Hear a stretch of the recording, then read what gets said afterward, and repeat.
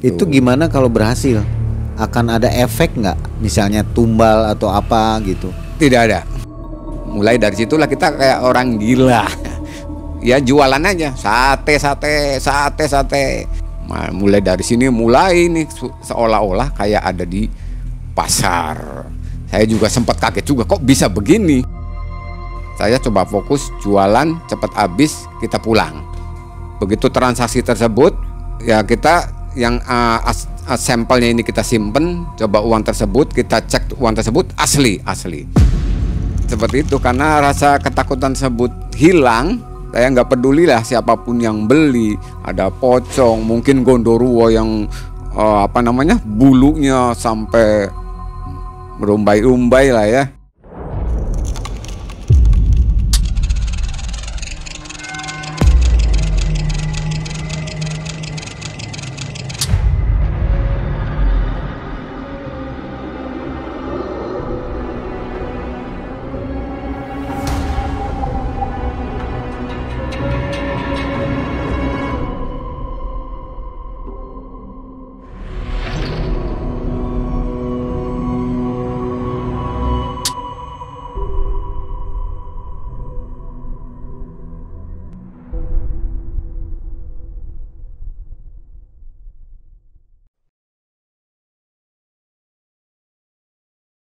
Assalamualaikum warahmatullahi wabarakatuh. Senang sekali kita berjumpa kembali di MM Channel yang selalu menghadirkan kisah-kisah mistis, horor dan mencekam. Hari ini seperti biasanya kami hadir untuk memberikan sebuah kisah yang akan dipaparkan oleh narasumber kita, yaitu Mas Solihin. Mas Solihin malam hari ini akan bercerita kepada kita tentang pengalaman hidupnya ketika ekonomi terpuruk dan mencoba mencari kekayaan lewat cara yang sedikit unik, yaitu berdagang sate bulus dan sate gagak. Betul. Itu dilakukannya ketika tahun 2014. Yeah. Pada saat Mas Solihin melakukan hal tersebut, banyak godaan-godaan yang datang. Dan bagaimana, apakah berhasil dengan cara menjual sate gagak dan sate bulus ini? Apakah Mas Solihin mendapatkan kekayaannya? Nanti Mas Solihin akan bercerita. Sebelumnya kami akan memberikan kenang-kenangan dulu buat Mas Solihin, yaitu t-shirt cantik dari Malam Mencekam. Dibuka aja Mas Solihin. Nah, gimana nih? Suka nggak sama kaosnya? Wah, keren sekali nih. Wah, mantap. Nanti buat Mas Solihin ya. Oh ya, terima kasih banyak. Jadi selain hadiah kecil ini, ada hadiah lainnya di belakang buat Mas Solihin. Setelah cerita tapi. Oh iya siap. Ini kaosnya kita ambil dulu. Iya. Cerita dulu, baru kita kasihin setelah cerita. Oke? Iya, oke, siap.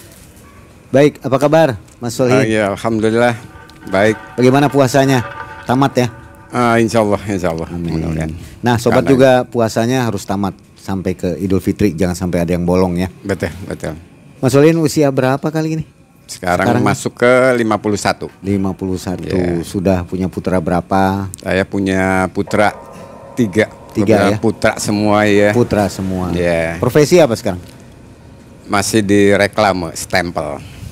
Di reklame stempel ya, buat stempel. Bikinin stempel, bikinin plat nomor seperti itu. Baik. Mas Solihin, ini kenapa sampai melakukan jualan sate gagak dan sate bulus di kuburan? Ini ngapain sebenarnya? Bisa cerita? Iya.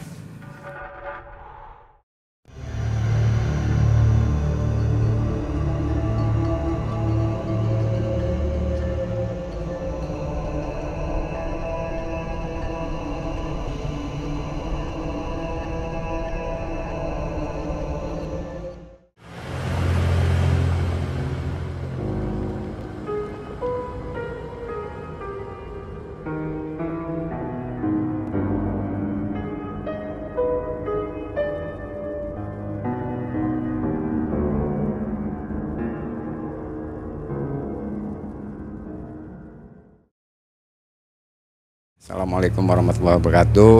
Untuk para pemirsa Malam Mencekam, mungkin sekarang yang saya ceritain yang terakhir aja yang saya alamin waktu itu 2014, dan untuk bahan pengalaman saya dan nanti untuk rekan-rekan kalau bisa jangan seperti saya. Siap. Waktu itu saya dapat informasi posisi khilaf tersebut.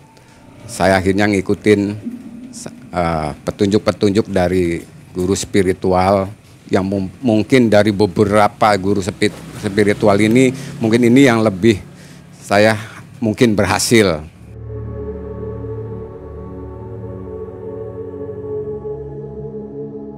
Saya coba ngikutin, saya dikasih wejangan-wejangan dalam arti saya harus puasa.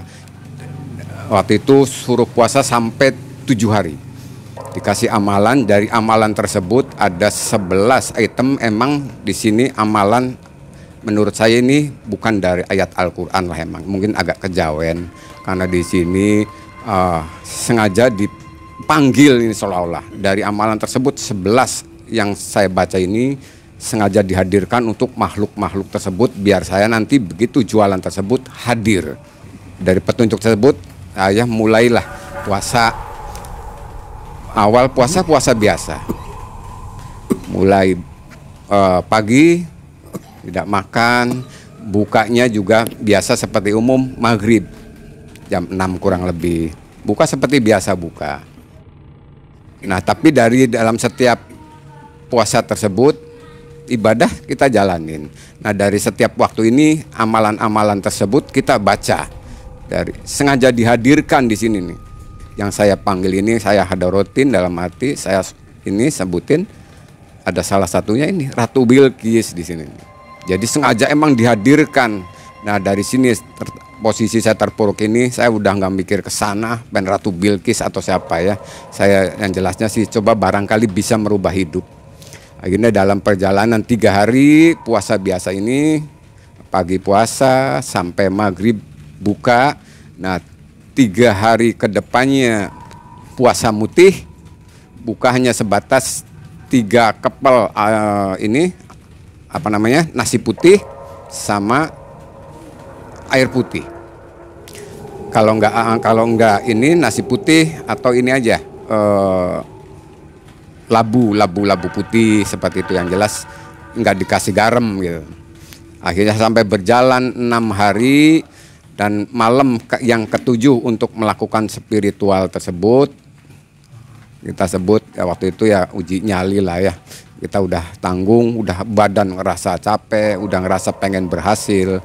Untuk yang ke-7 malamnya itu kita langsung ngikuti petunjuk dari guru spiritual tersebut di suatu daerah yang jelas masih Kabupaten Cirebon. Mungkin di sini saya nggak mau nyebutkan nama ini desanya ya.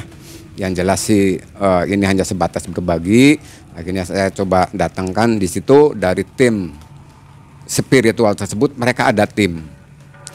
Saya dibawa ke suatu tempat nggak jauh dari tempat tim kru tersebut, dibagi 3 tim. Karena posisi jalan dari lokasi ini sampai ke lokasi melakukan ritual tersebut kurang lebih berjalan hampir 2 kilo. Posisi agak ada di atas kayak bukit. Nah, di bukit ini untuk ada pemakaman umum. Akhirnya mulailah di situ sudah disiapkan. Jadi sate bulus ini diambil dagingnya. Jadi ini dibikin ini kayak tusuk sate kayak jualan sate ayam atau sate kambing. Ini terdiri jadi 217 tusuk. Di sini ada yang daleman, ada yang kulitnya, ada yang kepala. Jadi wejangan dari guru spiritual tersebut. Jadi bila mana nanti kalau saya sampai jadi seolah-olah ada di pasar seperti itu, petunjuk sebelum ditinggal tim kru. Nanti kan ini kan dibagi tiga tim nih.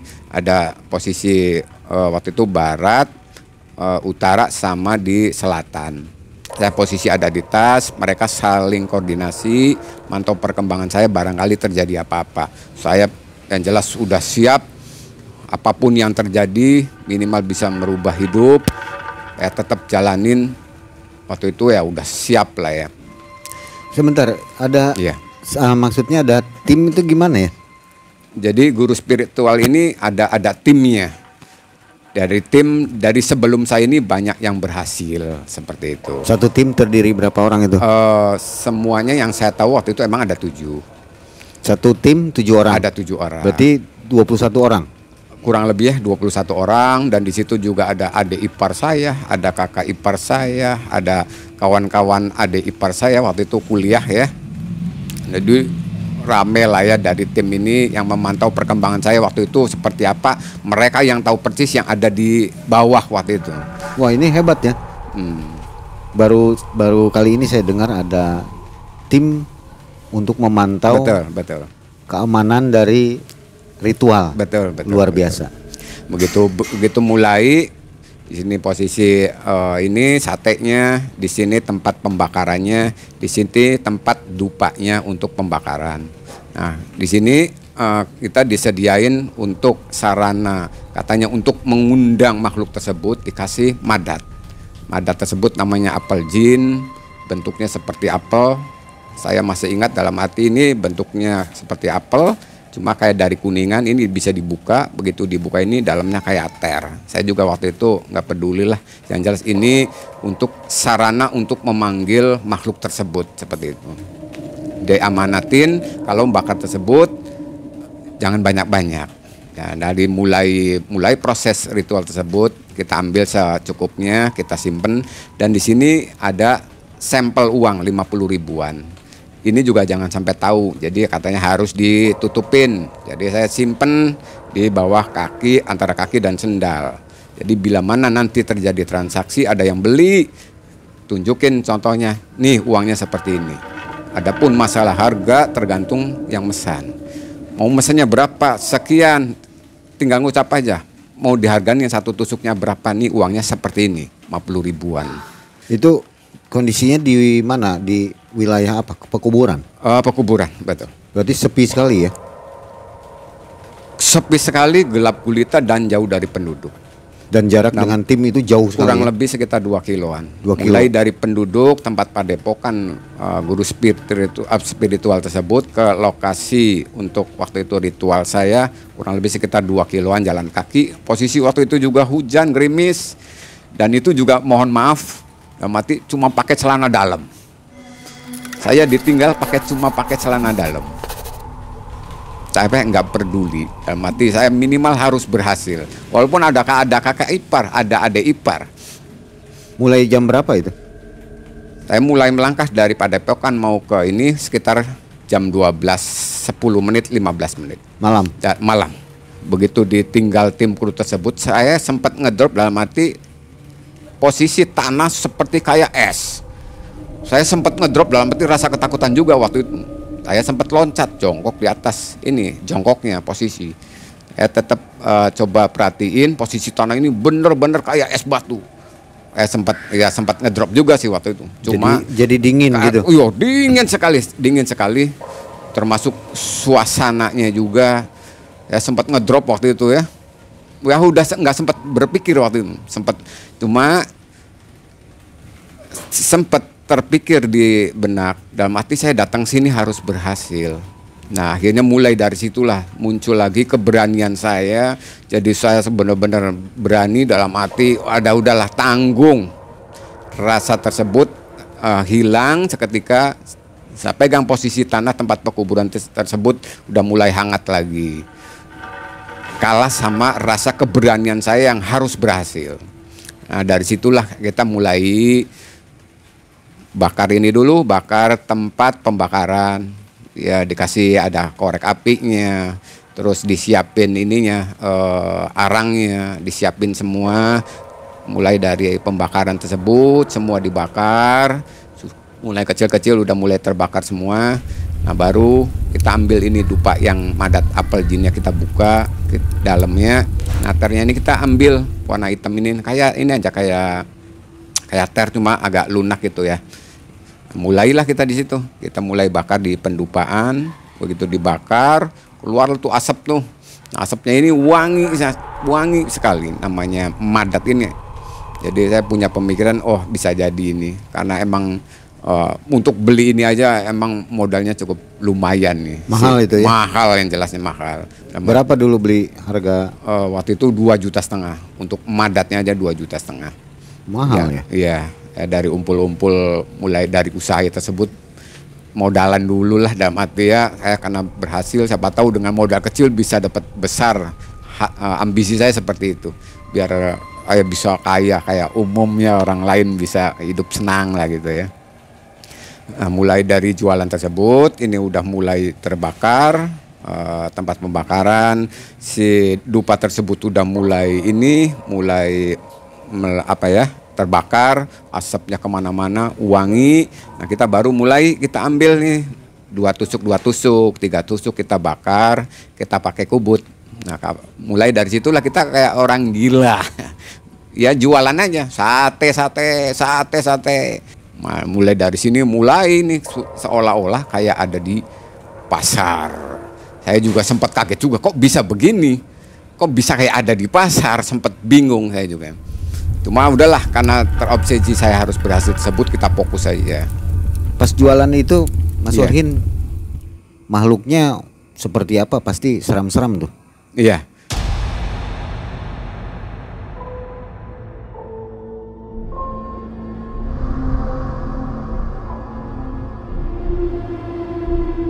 Mulai dari situlah kita kayak orang gila. Ya jualan aja, sate. Nah, mulai dari sini nih seolah-olah kayak ada di pasar.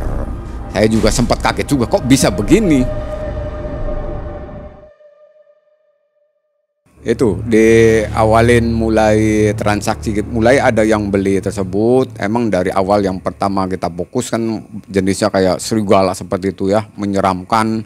Ada taringnya, terus berlumuran tanah merah, dan yang lain-lainnya juga.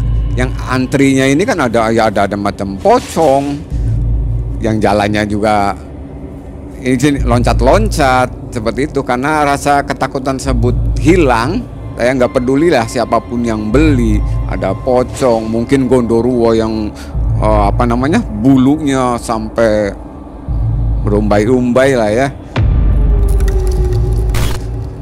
Terus ya ngeri-ngeri juga sih yang lain-lainnya, yang hancur, yang ada kepalanya, yang hanya sebatas cuma ini aja sebelah hilang. Mungkin sampai ada yang tangan juga nggak ada, sampai ada yang ngesot-ngesot. Jadi macam-macam jenisnya sih.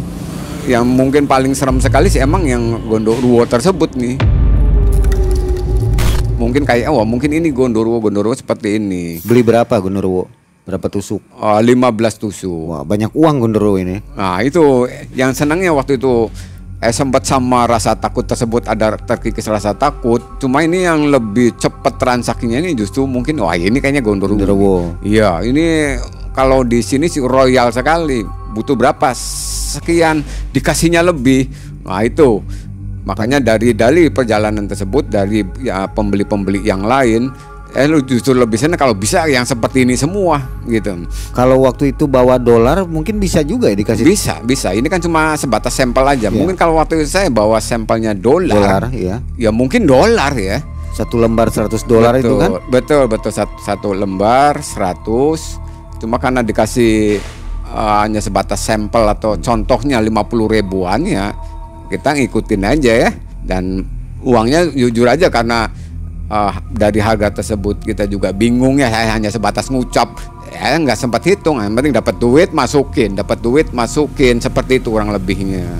Nah, ini yang bikin ngeri sih emang, karena dari jenis-jenis yang belinya ini emang ya sekarang lagi dalam kondisi sadar seperti ini, siapapun mungkin rasa ketakutan gitu ya. Ya emang jujur mengerikan semua seperti itu. Nah, di sampingnya Mas Solihin ada yang dagang lagi nggak? Maksudnya nggak ada. Goib, hanya sendiri. Cuma ya kalau saya perhatiin di sekeliling sih emang macam-macam sih yang jualan. Ada macam-macam. Goib itu ya. Cuma untuk yang jualan sate bulus ini cuma saya sendiri. Iya. Karena saya nggak merhatiin aja, ini jualan apa, ini jualan apa. Emang kayak di pasar aja, mungkin kayak ini jualan sayur, ini jualan daging, ini jualan apa. Ada macam, itu ya? Ada. Jelas sekali ada ini. Ya seiring waktu ya biasa aja jualan sampai sebut capek nggak capek, karena di sini stoknya juga banyak kan seperti itu ya. Terus dupanya juga emang mencukupi, mungkin emang arahnya dalam satu dupa ini harus habis semua. Yang jelas kita nggak mikir ke sana, yang jelas saya coba fokus jualan cepat habis kita pulang. Begitu transaksi tersebut ya kita yang sampelnya ini kita simpen, coba uang tersebut kita cek, uang tersebut asli. Karena bagaimanapun juga kayak walaupun saya tukang stempel, dalam arti uang asli dan tidak hafal lah ya. Endingnya ya akhirnya saya emang sampai habis. Cuma ya begitu yang mendekati habis tersebut kita tetap jualan. Biasanya saya nggak ada rasa takut, ini begitu yang datang terakhir mau tusukan terakhir, jualan yang terakhir, amanat dari guru spiritual ini jangan menyebut nama-nama yang ada di Alkitab Al-Quran ataupun nama-nama Allah Subhanahu Wa Taala. Spontan waktu itu karena saking senangnya ini terakhir, dagangan laku, kita mulai pengen transaksi, lihat posisi yang belinya ini wajahnya hancur, saya spontan karena kagetnya ini sempat mengucapkan Allahu Akbar. Nah dari ucapan tersebut akhirnya benar-benar musnah. Jadi seolah kayak kayak awal lagi, tidak ada apa-apa, kembali seperti semula. Saya juga sempat ngedrop juga sih ya. Kita udah ngerasa pengen berhasil, pengen ada perubahan. Ini pupus sudah habis. Karungnya gimana?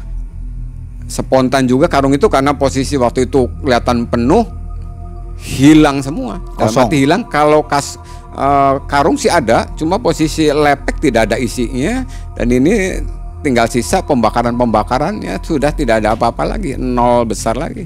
Sempat dari situ yaitu mulai dari jam 3 tersebut mendekati sholat subuh ya, adzan subuh, akhirnya tim datang nih. Pas sholat subuh ini tim datang dari 3 tempat ya, karena dibagi 3 tempat, jemput saya.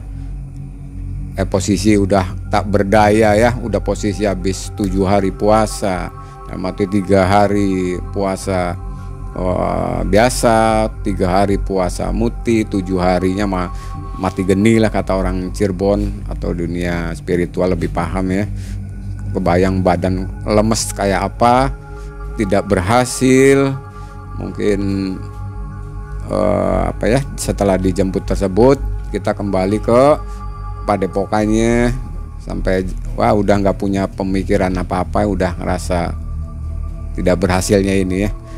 Dan setelah sampai ke padepokan, tim kecewa, tim sebetulnya sangat kecewa ya, karena sebelum saya ini rata-rata pada berhasil seperti itu, dan sempat dirujuk beberapa kali, didatengin pengen nyoba lagi enggak, karena saya coba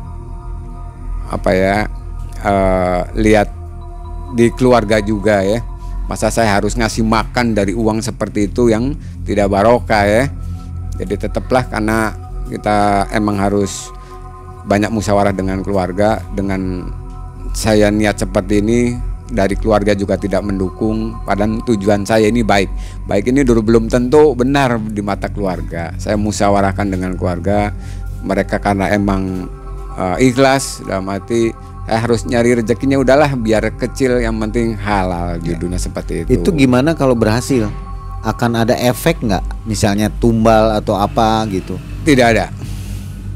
Dari guru spiritual tersebut menyatakan tidak ada efek samping. Udah pasti tidak ada efeknya.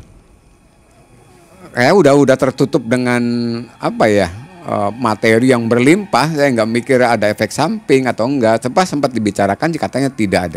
Tidak ada tumbal ataupun tidak ada, karena kita kan hitungannya jualan.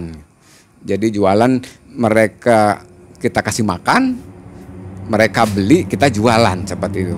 Bahasa dari guru spiritual tersebut, komitmen tersebut dengan saya, tidak ada tumbal, tidak ada efek samping. Seperti itu. Dulu ngalaminnya berjualan sate gagak dulu atau sate bulus? Oh, sate gagak dulu. Sate gagak dulu, Sate sama gagak gagal dulu. juga. Sama gagal juga. Ya sama menjemput seperti sama, gini. iya. Oh. Rasa ketakutan yang terlalu mendalam, endingnya nggak enak. Jadi yang menyebut sate bulus ini yang kedua kali ya? Kedua kali, dan ini sudah sempat berhasil karena udah penuh nih uang. Waktu sate gagak sama sekali gagal. Sama sekali gagal karena itu emang didasari udah rasa ketakutan dulu, saya lari gitu. Baru duduk sudah kabur. Itu pas begitu ada seolah-olah di dalam pasar tersebut udah ramai pembeli dengan wujud yang mengerikan, rasa takut tersebut saya banyak mengucapkan kalimat ini bubar. Iya bubar, hancur deh. Kalau ada penonton Malam Mencekam yang pengen coba, sarannya gimana? Jadi gini, karena ini tidak orang-orang tertentu, dalam arti bukan untuk siapapun. Jadi melalui orang-orang tertentu yang emang mungkin menurut beliau ini saya cocok mungkin ya. Jadi bukan setiap masyarakat bisa ngikutin spiritual jualan sate bulus seperti ini. Cuma emang kalau di luaran sih emang katanya banyak. Cuma saya nggak ngerti juga ya. Tapi karena Mas Solihin nggak menyarankan ya? Oh enggak. Yang jelas kalau bisa ya emang kalau bisa jangan. Kalau kita sudah bersekutu dengan gitu makhluk seperti itu, kita pasti nanti di kemudian hari ada tuntutan. Meski si supranatural tadi, guru tadi bilang itu aman. Aman. Padahal sebenarnya ada yang dirahasiakan itu. Iya, karena bagaimanapun juga saya juga nggak tipis-tipis banget lah untuk masalah akidah ya. Karena saya pernah belajar dalam arti kalau kita sudah bersekutu dengan makhluk tersebut, itu sudah pasti nanti di kemudian hari makhluk tersebut pasti akan menuntut ke kita. Setelah gagal, akhirnya usaha apa lagi? Ya, usaha kembali. Kita coba musyawarah dengan keluarga, karena dari keluarga juga menerima. Emang mungkin harus jalannya ya nyari yang ikhlas, ridhonya emang profesinya tukang setempel ya. Satu hari 100.000, umpamanya paling banyak 200.000. Di keluarga sudah menerima, ya udah. Kita nyari yang aman, dalam arti yang penting yang ditakutkan, saya juga kan pengennya berubah, kira-kira anak istri bisa kehidupan berkecukupan seperti itu awalnya. Ambisi saya kenapa bisa mengikuti agak menyimpang gitu ya. Jadi lebih nyaman sekarang ternyata ya? Alhamdulillah lebih nyaman sekarang. Tetap di jalan Allah. Iya. Amin. Dan jelas tetap jalan di jalan Allah ya.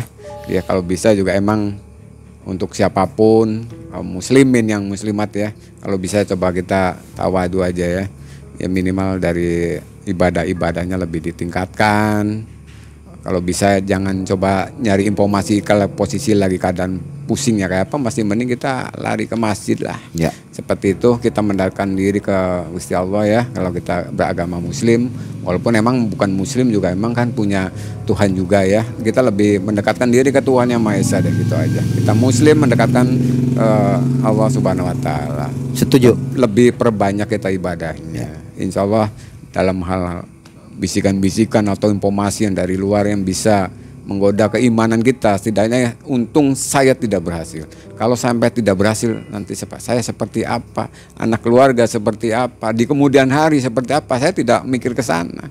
Karena yang ada ambisi saya bisa kaya, bisa nyenangkan anak-anak di rumah, anak istri di rumah, saya bisa nyenang kehidupan umum yang lain tidak punya, kita punya seperti betul. itu. Hanya saran dari saya. Jualan sate sih boleh, jualan sate beneran. Oh betul. Jangan jualan sate goib begini. Sate ayam, sate kambing, betul. Itu lebih manfaat saya pikir. Oke, baik, terima kasih Mas Solihin. Kisahnya cukup menginspirasi untuk kita semua. Mudah-mudahan sobat jangan mengikuti jejak Mas Solihin dengan berjualan betul. Sate gagak dan sate bulus ya. Lebih baik sate beneran. Betul. Uangnya juga beneran. Betul. Terima kasih atas perhatiannya, terima kasih Mas Solihin atas kisahnya. Sama-sama. Janji kami kaos dari tim Malam Mencekam untuk Mas Solihin. Ini ada pantangannya, jangan dipakai tidur. Bisa masuk ke dunia gaib nanti kalau dipakai tidur. Jadi jangan dipakai tidur. Pakai jalan-jalan. Oh iya. Wah, keren sekali nih Ya. kaosnya ya. Buat Mas Solihin, dan ada oleh-oleh kecil nanti ya di belakang. Iya, terima Rahasia. kasih banyak. Terima kasih Sobat Iya. terima kasih supportnya, dan terima kasih juga Anda yang selalu mengikuti kisah-kisah dari Malam Mencekam. Selamat berpuasa. Wabillahi taufiq wal hidayah. Wassalamualaikum warahmatullahi wabarakatuh. Waalaikumsalam warahmatullahi wabarakatuh.